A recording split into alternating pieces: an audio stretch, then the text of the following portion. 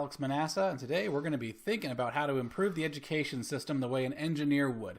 Now, the education system is kind of messed up from its very core, so there's only so much I can do, right? There's only so much anyone can do. But this is something that we could do right now in school districts to actually improve the school system in and of itself. The overall objectives, the systems that we're going to promote right now are going to be reduction of costs, prioritize relevance so that the money we do spend is actually relevant to what we're trying to accomplish, and to constantly improve the effectiveness, okay? That means how are we, implementing these changes? How good is the school? Because if you're relevant and you're not costly, that does not necessarily mean you're doing a good job. Okay, so first off, reducing administrative overhead is going to be the main source of your costs. I think school costs have risen, some certain amount, but a percentage of that amount, a very large percentage, like 40, 50+%, is administrative costs. Where were those administrative costs before? You'd think with computers and automation and distributed, centralized learning groups, like the Board of Education, the Department of Education, you'd think that administrative loading would go down. Before, in like the 1950s, it was just administrators with paper and pencil figuring stuff out. Why did stuff get more expensive? That makes no sense to me at all. Why would things, as time goes by and the quality goes down, get more expensive? Something's wrong here, so let's go and fix it. All right, first off, we need a system to reduce the duplication of efforts. That means if you have one administrative group that's planning its scheduling and you have another group in a different school doing its scheduling, can you have any pollinization of ideas there? Can you have someone take the common challenges of one group and apply it to the other group? Are these two groups even thinking? Are they even talking to each other? Is one principal even talking to the other principal? Second off, why have we not automated scheduling fully? You should be able to just put in the availability or the number of hours you need in the classroom. All right, so like English 1, you need so many hours in the classroom. You're expecting an enrollment of this many kids. It should spit out the number of teachers. It should spit out the weekly schedule. It should spit out, everything you need. It should be able to account for all that. And then you should be able to put in every single class and every single expected enrollment of that class and come up with a schedule that then satisfies the students that want. You can even have the students sign up for all the classes they want before you even schedule them. I am sure that you can find a way, the software can find a way to do fitting and actually put all this stuff in there. And then put special rules of we don't like to put English class the last thing of the day or something like that, right? We don't like to have tech ed be the last class in the day because we need the tech ed rooms for detention.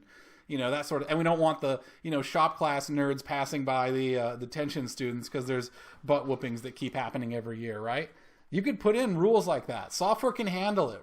Software plans way more complicated stuff. Software plans, interstate, international logistics of how, trucks can be at one place in one certain time with certain goods and then distribute those goods to 5 different trucks. If UPS and FedEx can handle this stuff, then I'm pretty sure that we could come up with software that automates almost all of these logistical problems that are in schools, okay?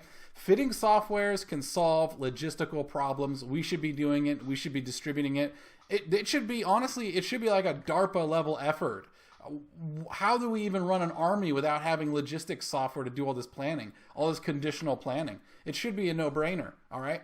Second off, now, we're going to try and improve our effectiveness in the school, okay? And the way you improve your effectiveness is by providing good materials, which, by the way, there is already a ton of learning materials out there, and it doesn't need to get updated at the frequency that it does. What is the 5th edition of Odysseus, or classical Greek literature? What does it have that the 4th edition doesn't have that justifies changing your curriculum? It doesn't.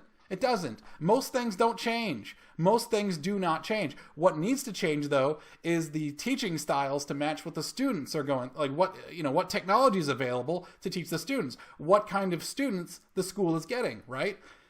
Communities change rapidly. What I would say is the best way to get quality to go up is to provide cross regional accountability plus collaboration. So what I'm saying is that if you follow the Amazon rule, which is the pizza rule, if any group that you can't feed with a single pizza is too big, okay?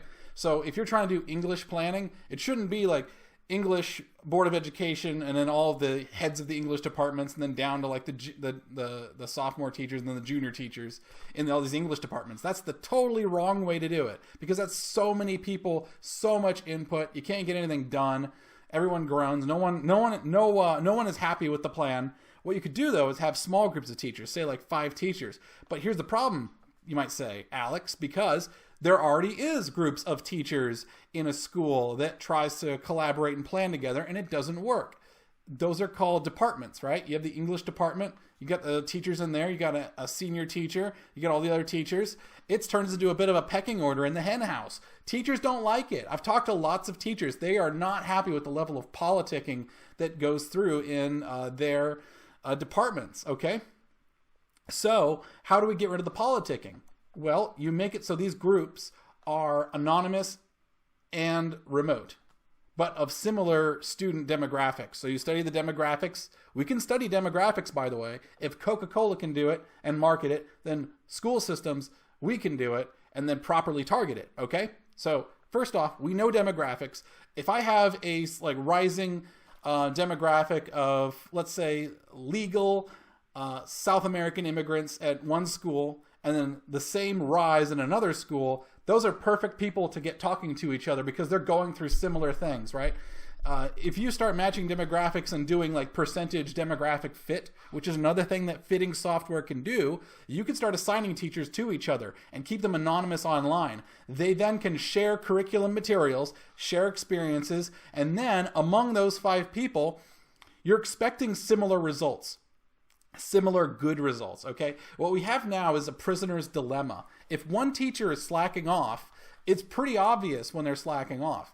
If they're like, having very similar demographics of their students, but this one teacher just can't seem to get the material across, if you shared a test among the 5 of them, this one teacher just isn't getting it going. Maybe it's a personal issue, maybe it's not. I don't believe that one mistake or one bad year or bad quarter is indicative of a problem, but it's data, and you need data to make good decisions, okay?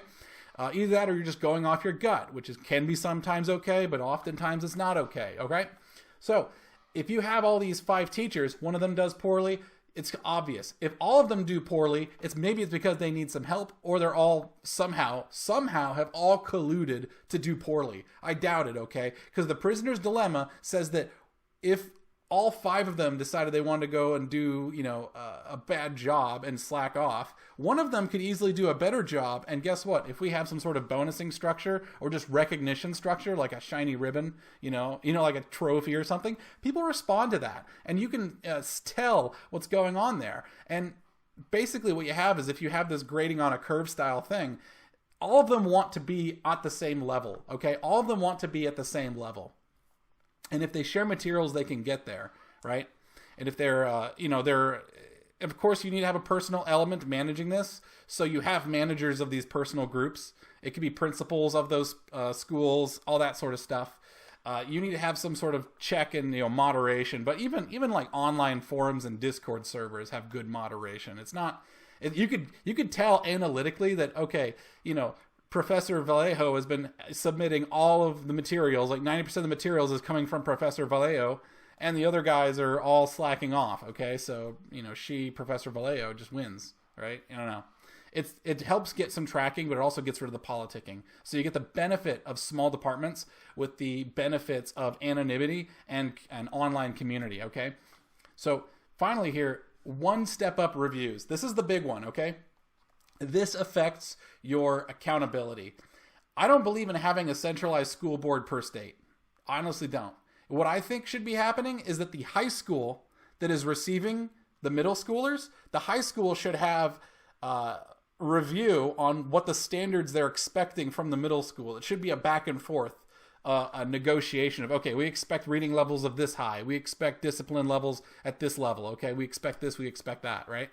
And there should be audits from the high school principal. The high school principal should be auditing the middle school, because basically the middle school is producing a product that the high school has to have. If I have a factory and I have, let's say, the metal stamping section is now going to go to the, assembly section, the assembly section does an inspection on the quality of the work of the metal stamping section. The first process that goes through, its product is inspected by the next process, okay? That just makes sense. Because if you're feeding bad things into a system, you get totally disjointed. How good is a high school, even the best high school, if it's trying to teach at a certain level and the students coming in are not that level, you're just not going to get anything done. It's all going to be a huge waste of time and waste of taxpayer money, okay? So who is the high school accountable to, right? Is it the colleges? Maybe a little bit. Cat's climbing on the table. Maybe a little bit, but honestly, the local industry should also be in on this decision, okay?